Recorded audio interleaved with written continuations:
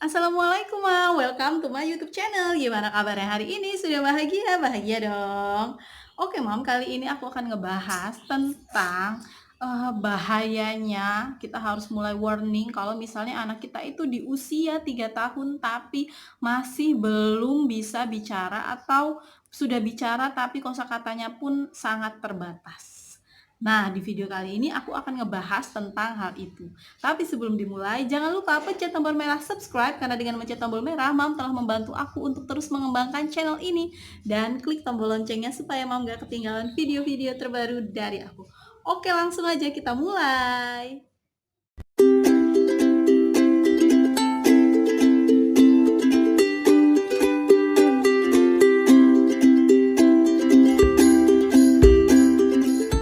Banyak orang tua yang konsul ke aku baik lewat WA, DM itu curhat tentang kondisi anaknya yang usianya sudah 3 tahun tapi belum bisa bicara, atau ada yang sudah bicara beberapa kata kemudian tapi sulit untuk apa ya, maksudnya mengungkapkan sesuatu, membuat kalimat dengan kata-katanya, atau jumlah kosakatanya itu sedikit sekali, tidak sesuai dengan anak seusianya.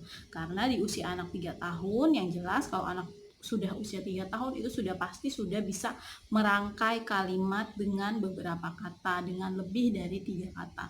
Untuk anak 3 tahun bahkan seharusnya sudah mulai bisa bercerita kepada kita tentang hal-hal apa saja yang sudah dilakukan. Terus kalau ditanya jawabannya itu sudah nggak pendek, tapi sudah bisa memberikan alasan-alasan. Nah, kalau misalnya itu terjadi pada anak kita yang usianya itu 3 tahun, nah kemarin aku sudah bikin videonya itu tentang anak yang usianya 2 tahun. Nah, sekarang ini aku bikin spesifikasi lagi untuk anak yang usianya 3 tahun. Nah, kalau misalnya di usia 3 tahun terjadi hal seperti itu, anak bicaranya sangat terbatas, kosakatanya sedikit, belum bisa merangkai kalimat, bahkan belum ada kosakata sama sekali, itu kita harus sudah mulai panik. Itu wajar banget kalau kita sudah mulai panik karena itu anak usianya sudah 3 tahun. Itu sudah bisa dipastikan kalau misalnya anak kita itu memang mengalami keterlambatan bicara. Jadi nggak yang kayaknya anakku terlambat bicara deh, kayaknya anakku space delay deh. Bukan kayaknya lagi, tapi memang iya, karena normalnya anak usia 3 tahun itu udah lancar berbicaranya, sudah bisa bercerita, sudah bisa buat kalimat, dan bisa melakukan hal-hal yang lain. Bahkan untuk anak-anak yang cerdas, bahkan dia sudah ada yang mulai bisa itu bicaranya pakai dua bahasa, maksudnya bahasa asing dia bisa, bahasa ibunya bahasa Indonesia dia juga bisa, atau bisa bahasa Indonesia dan bisa juga bahasa daerah. Nah, biasanya seperti itu. Nah, kalau misalnya ini terjadi pada anak kita, yang pertama harus dilakukan ya memang ke dokter, itu sudah pasti. Nah, sekarang ada beberapa hal yang orang tua itu meyakini anak aku tuh nggak autis, anak aku tuh nggak ADHD, seperti itu. Kayaknya nggak perlu ke dokter. Nah, perlu mengetahui anak terlambat bicara, anak space delay itu tidak melulu anak yang autis dan juga ADHD. Banyak hal lain yang bisa menyebabkan anak itu menjadi terlambat bicara. Jadi nggak salah kalau misalnya mam itu segera cek ke dokter untuk memastikan kondisi anak mam itu sebenarnya kenapa. Apa sih yang menyebabkan anak space delay? Kita bisa tahu kalau anak kita itu autis atau tidak itu nanti dicek atau dokter, atau mam bisa langsung klik video aku tentang ciri-ciri anak yang autis, kemudian juga ada video aku yang lain tentang ciri-ciri anak ADHD. Kalau misalnya ciri-cirinya itu nggak terdapat pada anak mam tapi ternyata anak mam itu mengalami terlambat bicara, itu banyak faktor-faktor lain. Misalnya anak mam itu disleksia. Nah, biasanya ini terjadi sama anak dia sudah mulai mengungkapkan kosakata, sudah ada kosakatanya, tapi kalau untuk menyambungkan kalimat itu sulit. Atau ketika dia ditanya, dia mau jawabnya itu tuh sulit. Karena bingung gitu di otaknya itu mau nyusun kata-kata atau memilih kata-kata apa yang tepat untuk menjawab pertanyaannya, dia tuh kayak bingung, mikirnya agak lama. Nah, bisa jadi anak kita juga mengalami disleksia. Nah, kemudian untuk yang biasanya terjadi, nah aku udah lihat nih ini ada yang curhat ya gitu. Aku udah lihat Mam video Mam yang tentang gejala anak autis, gejala anak ADHD.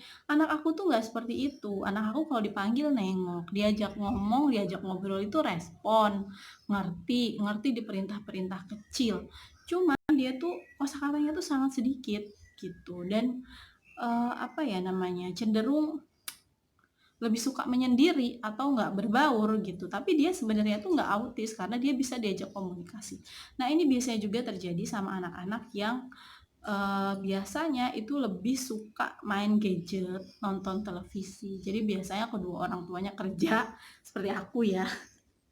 Nah, kedua orang tuanya itu kerja, terus akhirnya anaknya di rumah sama pembantu atau mungkin sama keluarga yang lain, sama omanya atau sama tantenya atau sama siapa. Akhirnya yang penting biar anak ini diem, ya udah dikasih gadget aja, ya udah dikasih TV aja. Nah, itu terjadi dari anak usia di golden age. Itu kan luar biasa banget. Akhirnya yang tertanam di pikiran dia karena dia biasa menonton untuk komunikasi, untuk ngelihat orang ngomong, ngelihat orang melakukan sesuatu hal, dia biasa nonton. Jadi menurut dia yang namanya komunikasi itu cuman hal yang dia tonton dan dia nggak perlu merespon itu semua. Dia ngerti apa yang kita ucapkan, tapi menurut dia nggak perlu direspon, makanya dia nggak mau mengeluarkan kata-kata. Nah ini juga bisa jadi apa ya, akhirnya nanti bisa jadi bumerang sama kita. Jadi lebih baik aku selalu menyarankan untuk anak-anak yang orang tuanya bekerja, lebih baik daripada di rumah cuman sama mbaknya atau sama omanya. Kalau nanti sudah nggak pandemik, lebih baik anaknya diberi kegiatan yang lain. Kalau misalnya sudah bisa dimasukkan sekolah, ya udah disekolahin aja. Kalau belum bisa ditaruh di toddler atau di manalah minimal dia sekolah seminggu 2-3 kali sehingga ada aktivitas yang lain.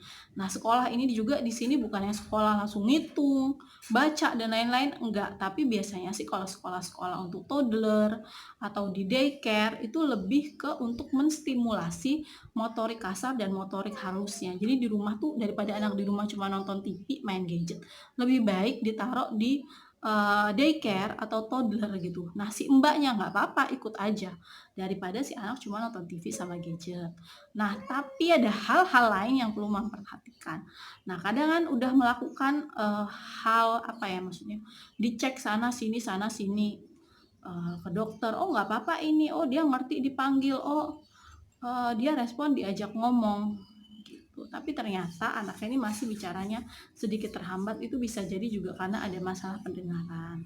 Nah, mungkin dia kalau dipanggil nengok itu pas memang kita manggilnya agak keras, tapi kalau kita manggilnya agak pelan, dianya kurang dengar. Nah, ini nggak ada salahnya juga Mam untuk cek pendengaran atau tes BERA juga. Pastikan kalau pendengaran anak kita itu baik-baik aja sebelum apa ya kita langsung apa merasa menghakimi, bukan menghakimi ya maksudnya, sebelum kita ngerasa kepedean bahwa anak kita itu nggak ada masalah, sebaiknya nggak ada salahnya juga kalau misalnya Mam mulai apa cek pendengaran anak Mam itu bisa tes audio atau kalau mau lengkapnya bisa tes BERA. Aku udah pernah bikin videonya tentang tes BERA, Mam bisa klik di atas. Nah, selanjutnya ada hal lain yang perlu diperhatikan. Ih, pendengarannya bagus, Mam, anakku. Anakku tuh udah pernah tes BERA, udah pernah tes ini itu.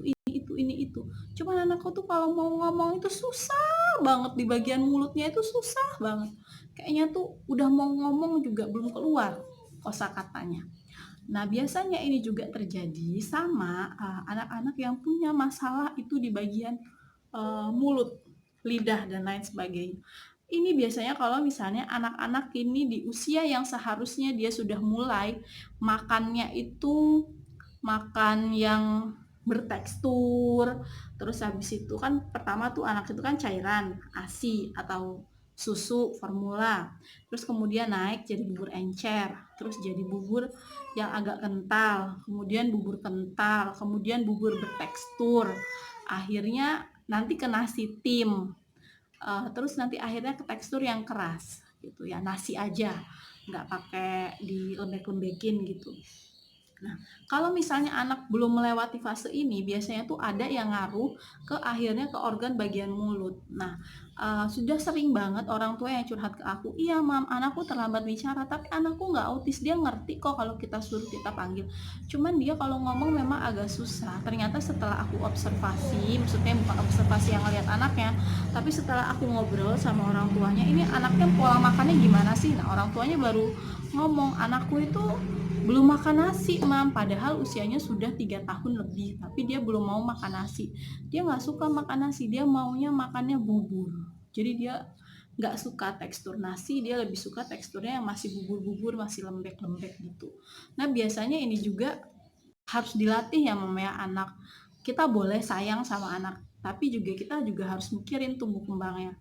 Kita jangan cuma mikir, "Oh yang penting anak gua makan deh, daripada dia kelaparan." Tapi kita juga harus mikirin apa makanan yang dimakan, terus asupannya itu gimana. Nggak cuma nutrisi, tapi membantu tumbuh kembang nggak dengan apa yang dia makan. Maksudnya dari bayi sampai terus anaknya nanti menjadi besar, teksturnya itu, pola makannya itu diatur, karena memang untuk merangsang sel-sel motorik halus yang ada di bagian mulut.